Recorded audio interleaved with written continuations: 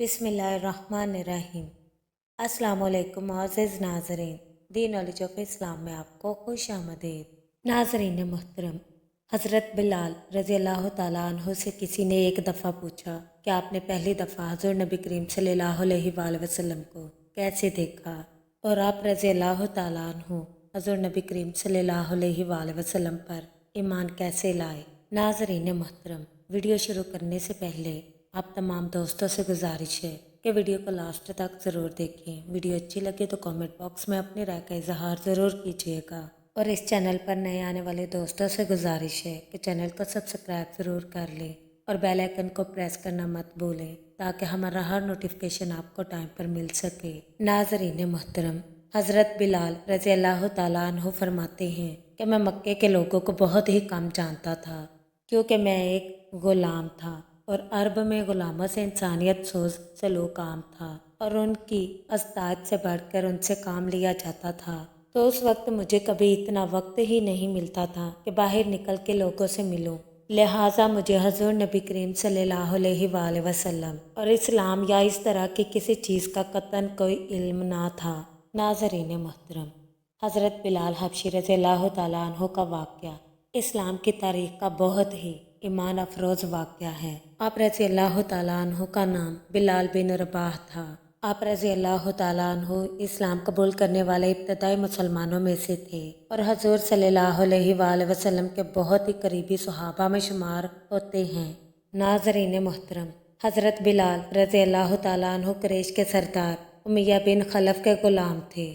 ناظرین محترم، حضرت بلال حبشی رضی اللہ تعالیٰ عنہ فرماتے ہیں کہ ایک دفعہ مجھے سخت بخار ہوا۔ سردی کا موسم تھا، انتہائی ٹھنڈ اور بخار نے مجھے کمزور کر کے رکھ دیا۔ آپ رضی اللہ تعالیٰ عنہ فرماتے ہیں کہ میں نے لحاف اوڑھا اور لیٹ گیا۔ آپ رضی اللہ تعالیٰ عنہ فرماتے ہیں کہ اسی وقت میرا مالک امیہ بن خلف آیا اور مجھے لحاف میں لیٹا ہوا دیکھ کر غصے سے بے قابو ہو گیا۔ حضرت بلال رضی اللہ تعالیٰ عنہ فرماتے ہیں کہ میرے مالک نے میرا لحاف اتارا اور سزا کے طور پر میری قمیض بھی اتروا دی اور مجھے کھلے صحن میں دروازے کے پاس بٹھا دیا اور کہنے لگا کہ یہاں بیٹھ کے جو پیس۔ آپ رضی اللہ تعالیٰ عنہ فرماتے ہیں کہ سخت سردی کا موسم تھا، اوپر سے مجھے بخار بھی بہت تیز تھا اور اتنی مشقت والا کام بھی مجھے کرنا تھا۔ میں روتا جاتا تھا اور جو پیستا جاتا تھا۔ آپ رضی اللہ تعالیٰ عنہ فرماتے ہیں کچھ ہی دیر بعد دروازے پر دستک ہوئی۔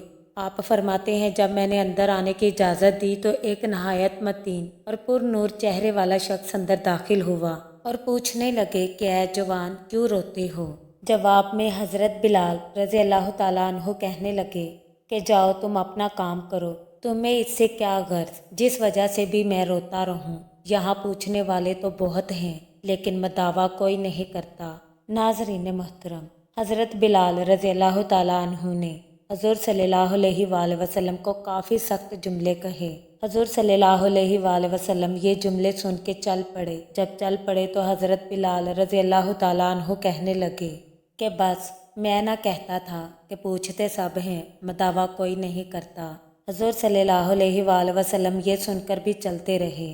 بلال کہتے ہیں کہ دل میں جو ہلکی سی امید جاگی تھی کہ یہ شخص کوئی مدد کرے گا، وہ امید بھی چلی گئی تھی، لیکن آپ رضی اللہ تعالیٰ عنہ نہیں جانتے تھے کہ جس شخص سے اب اس کا واسطہ پڑا ہے وہ رحمت للعالمین ہے۔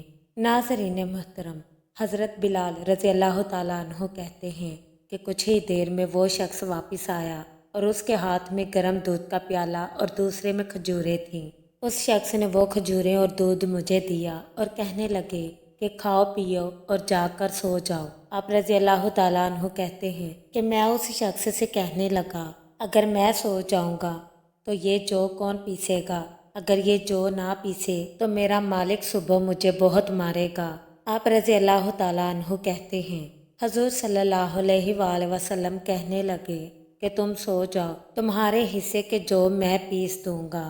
ناظرین محترم، حضرت بلال رضی اللہ تعالیٰ عنہ سو گئے اور حضور صلی اللہ علیہ وآلہ وسلم نے ساری رات ایک اجنبی حبشی غلام کے لیے چکی پیسی۔ جب صبح ہوئی تو حضور صلی اللہ علیہ وآلہ وسلم نے حضرت بلال رضی اللہ تعالیٰ عنہ کو پسے ہوئے جو دیے اور چلے گئے۔ دوسری رات پھر ایسا ہی ہوا۔ حضور صلی اللہ علیہ وآلہ وسلم نے دودھ اور دوا بلال کو دی اور ساری رات چکی پیسی۔ ایسا 3 دن مسلسل کرتے رہے جب تک کہ بلال ٹھیک نہ ہو گئے۔ ناظرین محترم، یہ تھا وہ تعارف جس کے بطن سے اس لافانی عشق نے جنم لیا کہ آج بھی بلال کو صحابی رسول بعد میں عاشق رسول پہلے کہا جاتا ہے۔ وہ بلال جو ایک دن اذان نہ دے تو خدا تعالیٰ سورج کو طلوع ہونے سے روک دیتا ہے۔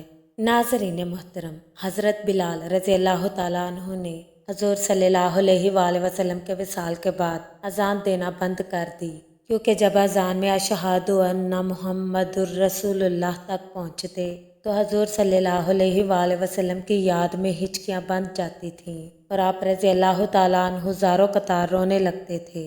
ناظرین محترم، اصرار اور اخوت کا یہ جذبہ اتنا طاقتور ہے کہ اللہ ہم سب کو عمل کی توفیق عطا فرمائے۔ آمین ثم آمین۔